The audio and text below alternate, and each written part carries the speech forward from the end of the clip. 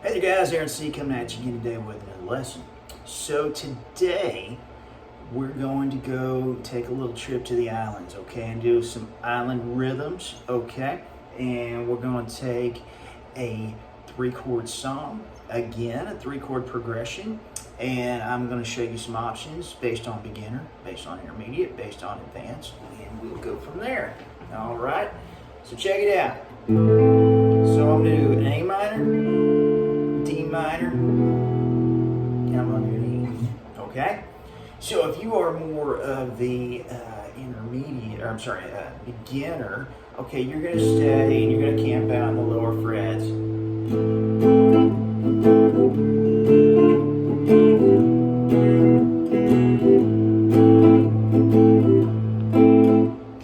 a lot of those kind of upstrokes there, okay? Now, that's just kind of, where you're left at there if you're just kind of more in the beginner range. Now, if you're more in the intermediate, we're going to go up to the bar chords, the D minor and the E. A minor, D minor, E, A minor.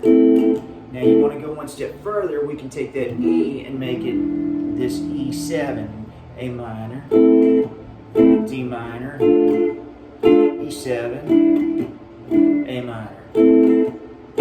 Okay? So that's more, on the intermediate side. Now, if we wanted to make the rhythm a little more challenging, kind of get a lot more pulsing on the left hand.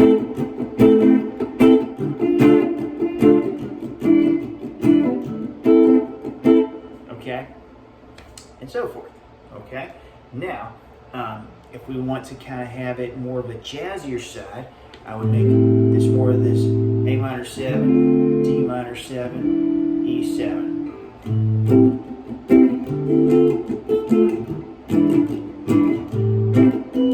And that 9 there, that minor 9th there, this shape. Okay, so that kind of gives it that if you want a little more of that kind of sound there.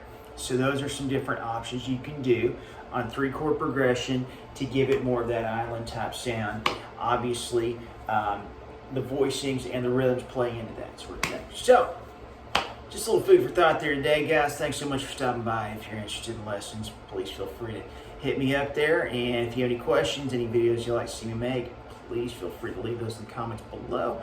And I'd be more than happy to see what I can do to make this thing happen. Guys, look forward to seeing you again soon. Y'all take care.